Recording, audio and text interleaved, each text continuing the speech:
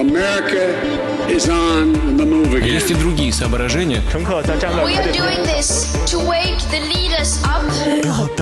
6h53, la revue de presse internationale. Elle nous emmène en Grèce et aux États-Unis aujourd'hui. Notre première étape, c'est Athènes. Bonjour Clémentine Athanasiadis. Bonjour. Qu'est-ce qui fait l'actualité chez vous ce matin ? Face à la pandémie et au variant Omicron, le gouvernement a totalement perdu le contrôle, estime le quotidien FSIN. C'est un tsunami sans précédent, souligne le journal de gauche. Le nombre officiel de personnes testées positives a atteint un pic record, plus de 28 000 cas en un jour dans un pays qui compte moins de 11 millions d'habitants. Le gouvernement conservateur avait annoncé une série de mesures sanitaires à compter du 3 janvier, mais face à l'urgence, elles sont d'ores et déjà appliquées.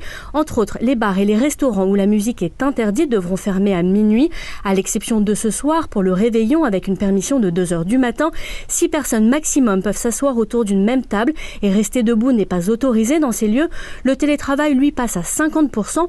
Le port du masque reste obligatoire à l'intérieur comme à l'extérieur et un FFP2 est de rigueur dans les transports en commun et les supermarchés. Quant à ceux qui entrent sur le territoire grec, un test PCR ou un test antigénique de moins de 24 heures est toujours exigé pour tous.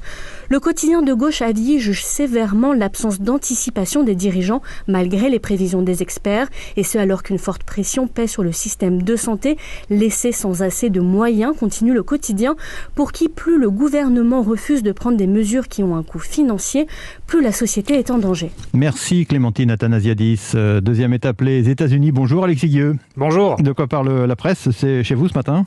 Eh bien, les hommages à John Madden, décédé cette semaine, l'icône inoubliable du football américain selon le Washington Post, entraîneur pendant 10 ans, commentateur pendant 3 décennies.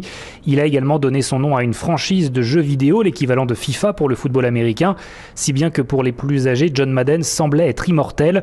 En s'installant dans la cabine de commentateur, il a révolutionné le sport qu'il adorait, estime le Wall Street Journal. Le grondement joyeux de sa voix est devenu synonyme de football américain. John Madden donnait l'impression de s'amuser et ne prenait jamais de haut son public alors que ce sport est souvent considéré comme une discipline complexe.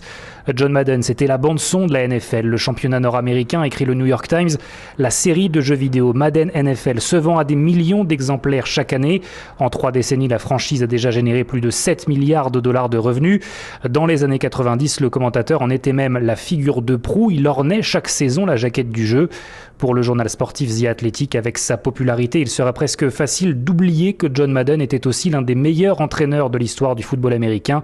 Il incarne la dynastie des Raiders d'Oakland dans les années 70, 10 titres de division et un Super Bowl, celui de 1977, à son palmarès. Alexis Guilleux, correspondant d'Europe 1 à New York, merci. La revue de presse internationale, c'est tous les matins, 7h-10.